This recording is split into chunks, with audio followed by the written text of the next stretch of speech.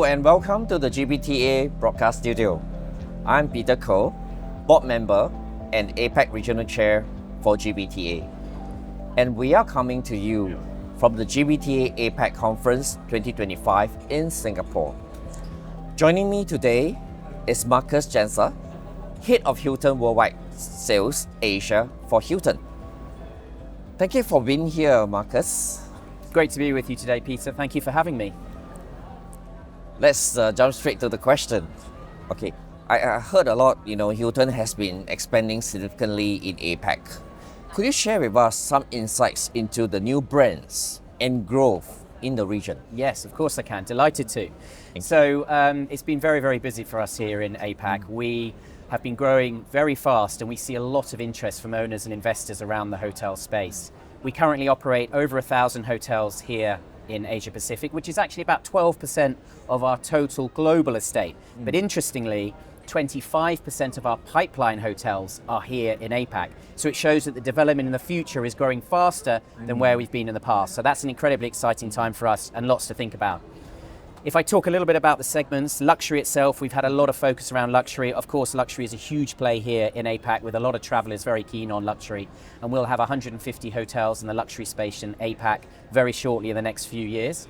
And that comes across as well in our lifestyle play. So in luxury and lifestyle, in the first quarter of this year, we're actually 30% of all of our hotel openings have been in luxury and lifestyle, which as a harder hotels to build is a really, really significant number of hotels for us. We also just recently just talked about the opening of our new Nomad right here in Singapore. So we have a Nomad in London at the moment, and then that's our first foray in APAC into the luxury and lifestyle space combined. So that will be opening in the next year or two. So that's very exciting. Coming on Orchard Road here in Singapore. And then in the lifestyle space itself, we've got a lot going on in many of the major hubs around APAC. So if you think of Bangkok, you think of Chiang Rai, you think of Koh Samui, all in Thailand. We've got beautiful new lifestyle properties coming. And then in luxury, if you think of Hanoi and Kuala Lumpur, shortly we'll be opening 2 Waldorf Astorias in both those locations. So again, big cities and hubs around there, as well as more lifestyle and leisure destinations as well. And then in Southeast Asia, so taking it from APAC down to Southeast Asia a little bit, we have 100 hotels operating already in Southeast Asia, and we're going to be opening nearly double that in the coming years as well. So a lot coming on in Southeast Asia. And lastly, focus service. So the lower price point level for us, we're going to be doubling our focus service. And I'm not sure if you heard, but in the last few months, we actually signed a great deal with ROX Group in Vietnam. And in Vietnam, we're going to be opening 14 hotels under our True by Hilton brand before the end of this year. So in conclusion, lots of new locations and lots of new brands coming to the market. It's very exciting. Yeah, it's very, very exciting, I must say. Yeah, thanks for sharing. Let's move on. Could you provide more details about the growth plans and strategy for India specifically?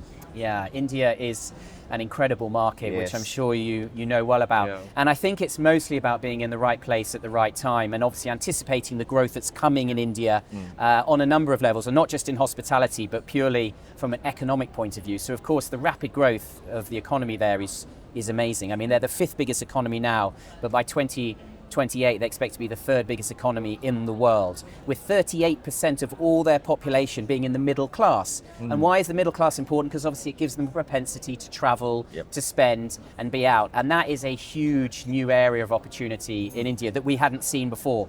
And I think that piece is very much around the rapid urbanization of those people as well. The population are moving into cities, which is really fueling consumption and also mobility.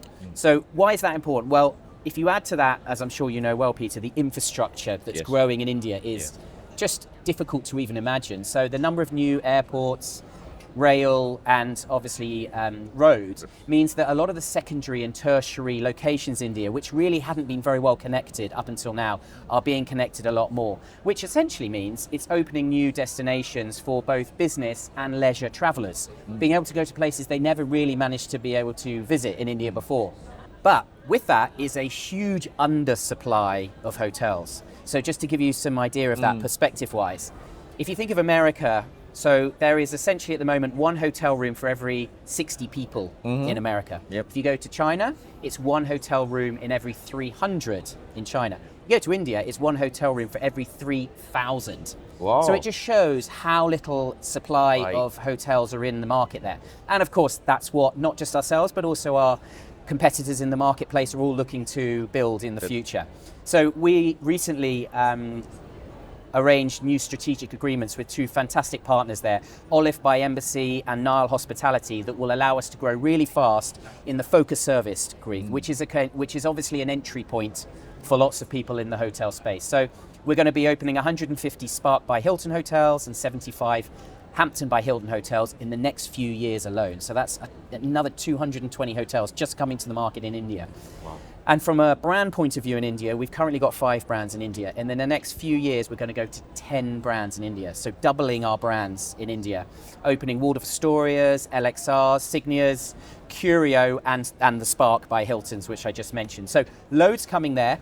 And if you put all of that into a wrap up, essentially we're going to be on track to have 10 times more hotels in India in the next decade than we have now. So we're at about 30 hotels now. We're going to have 300 hotels in the market there in the next year. So India is an amazing place, wonderful culture, but we're growing very fast there.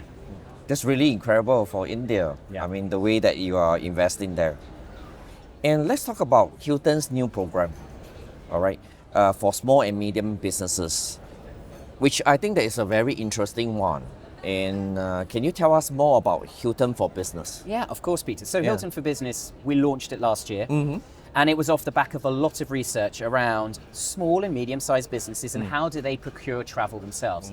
And what we realized after a lot of research is that, yes, a small portion of them do use travel management companies, but a significant portion, up to 75% of them, still procure their travel themselves, using administrators, and do not outsource any of that.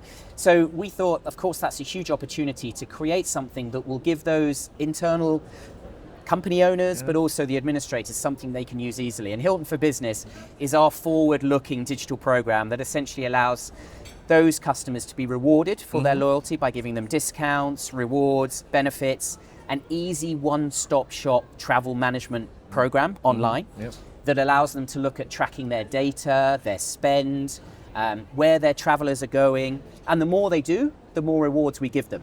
So a really, really innovative way of meeting a customer demand that just doesn't have the money to spend on maybe going out and having travel management companies, but giving them that chance around the world. We have 8,000 plus hotels around the world, so we feel confident that actually wherever they want to travel, we will have products that they can take and utilize at different price points. So we're really excited by that. And actually since we launched last year, we've had a huge bow wave of interest this year. So the number of registrations are now in the hundreds of thousands of companies, and we're doing very, very well in terms of those companies that are wanting to book with us and use us. So we'll continue to evolve it. We've only just started, obviously. You only start with what you can. We're learning from the customers all the time what they want to get moving forward, and we'll continue to evolve the program over the next few years. So lots to come in that space, and we're very excited about it.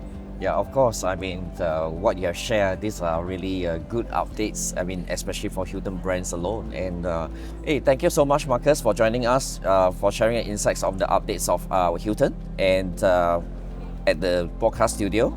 Great to have you. And thank you for watching.